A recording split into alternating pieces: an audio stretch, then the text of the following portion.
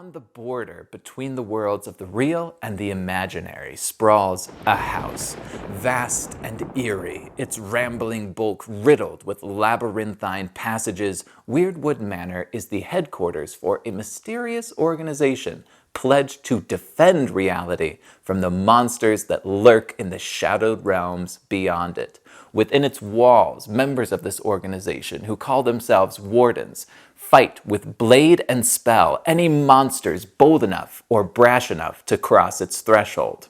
If you're hearing that and thinking it's a concept that would make for a great board game, you're not alone. Mike Cassie and the lovely people over at Greyridge Games thought the same thing. And you know what?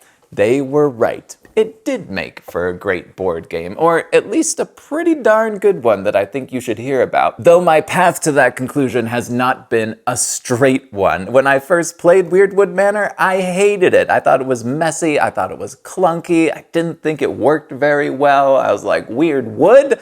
More like Weirdwood not, as in Weirdwood not play again.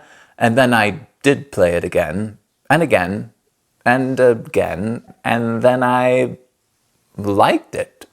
But I'm getting ahead of myself. First, let me show you how it all works. This is the game fully set up. There's more going on in here than goes on at a rave for toads.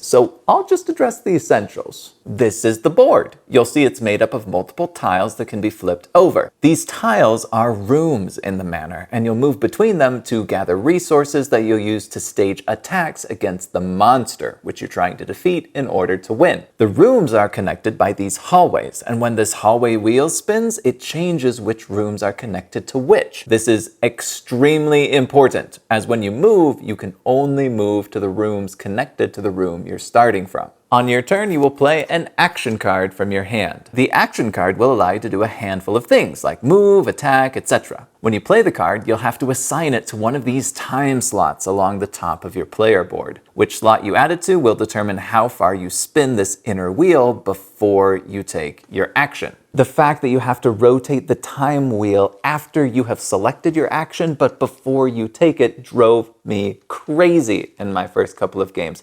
Because by the time I got to where I could do the thing that I wanted to do, the board looked completely different and I had to throw whatever plan I'd concocted out the window. I felt like I was trying to place a call to my friend's house in the old-timey days, and the switchboard operator kept connecting me to random car insurance companies instead of my friend. Repeated plays, however, revealed to me just how much power I have to influence the movement of this house, and it was much more than I had initially realized. Each slot in your player board corresponds to a time of day. After you assign an action card to a time of day, you'll need to spin the wheel so it aligns with that time of day. But each time has 3 different possible points of alignment you can choose from.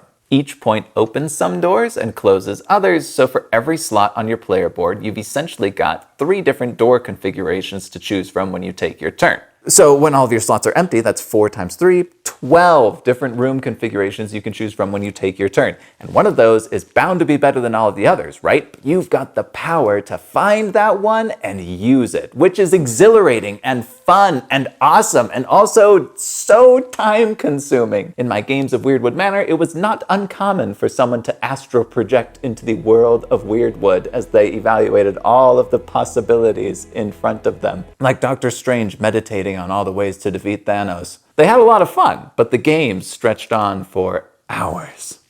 After you've taken your turn, but before the next player can take theirs, the monster gets to have a go. The box comes with 3 different big baddies, each with their own personalities and playstyles. Bat Werewolf Man is considered the beginner monster, and he is basic. Definition, make them boys go loco. He just wants to defeat Lady Weirdwood and maybe scatter some scarabs around the mansion while he does it. Nothing too complicated. The Dementor Wraith Man, on the other hand, is a bit complicated. He holds so many secrets in that dark black robe of his. I guess it's not really black, it's sort of a dark brown. He wants to defeat Lady Weirdwood as well, but where the Bat Werewolf Man wants to beat up Lady Weirdwood, the Wraith is much more polite. He just wants to siphon her life force away. He's very difficult to hit and extremely maneuverable. It's quite challenging to defeat, but not nearly as challenging as Evil Wizard Man, who is too complicated to explain concisely. But basically, he wants to cast a spell that converts Lady Weirdwood to the dark side, and you're trying to counter that spell by performing rituals and doing other things. He is the most difficult of the villains in the box to defeat, and the nastiest to manage, as he has the most overhead by far. Thematically, each boss is fine. The theme isn't actually something I'm too crazy about. I'll circle back to that later, but mechanically, they are sumptuous. Each brings with it a unique puzzle. Between their idiosyncrasies, the variable nature of the board, and the diverse array of powers each character brings to a game, every time you sit down to play Weirdwood Manor, it will give you a puzzle distinct from the last. And puzzles are exactly what Weirdwood Manor is interested in offering more than anything else. Cooperative games can be loosely sorted into two broad categories. Those that prioritize narrative and story over puzzliness and mechanics, and those that do the opposite. Fantasy Flight Games' Mansions of Madness 2nd edition is, in my opinion, a stellar example of the former, while Greater Than Games' Spirit Island is a classic example of the latter. Weirdwood Manor definitely skews toward the second category. If all three of those games went to summer camp together, Spirit Island and Weirdwood Manor would definitely share a cabin, while Mansions of Madness would probably not have a cabin. Mansions of Madness would just wander through the woods barefoot in search of fellow campers to sacrifice to a tentacled being. The great news is that the puzzles are terrific. The player powers, the shifting hallways, a resource management system that is actually quite sharp, and the boss's unique effects are all layered on top of one another like cream and pudding in a delicious, albeit rather dense, mathy trifle. The not so great news is that this feast of mathematics arrives with a few trade-offs on theme.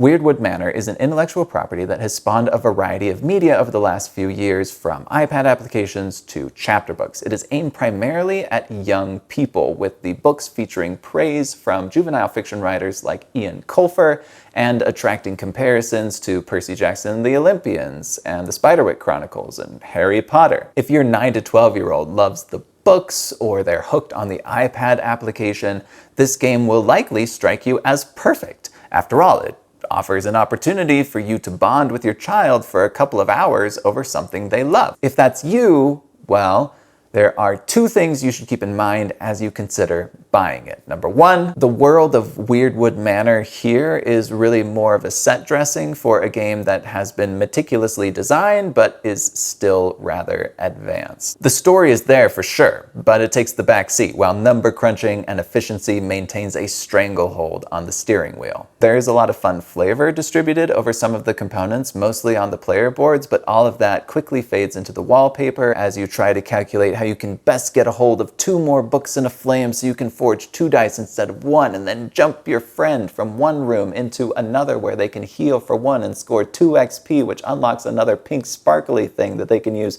to activate their player power on their turn. Number 2, unless your child happens to be comfortable with fairly complex Euro games, this will likely go over their head. Most of it went over my head in my first couple of games, and I was playing with adults, most of whom were stone-cold board game veterans. If you're like me and you have zero connection to the theme, you're only interested in a challenging cooperative experience that will keep your board game friends engaged for a couple of hours, Weirdwood Manor is spectacular, especially if your friends happen to be fans of midweight Euros. Like a literati, which allowed Scrabble champions to help their friends instead of demolish them, full review for literati is here if you want to check it out, Weirdwood Manor encourages Eurogame enthusiasts to bring the full weight of their number-bending abilities to bear in the service of their friends instead of their destruction. And bringing the strength of your powers to bear in the service of your friends will always be crucial. Your powers are all designed with teamwork in mind, as are the game's fundamental mechanics. You can rarely move and attack, for example. So when you have an opportunity to hit the boss, you're feeling strong, you'll usually have to rely on one of your teammates to put you in the perfect position to do that. It's really cool that the game is designed to force players to work together, and it is designed very well to bring that about, but this element is also easily overlooked with everything else going on. And if you do overlook it, the game is brutal. This can lead to situations where you feel like you're doing everything right because you're maximizing the use of your actions every turn for your character's benefit. But the game is still going horribly wrong. And that can be really frustrating, especially as you rack up multiple losses in a row. Good.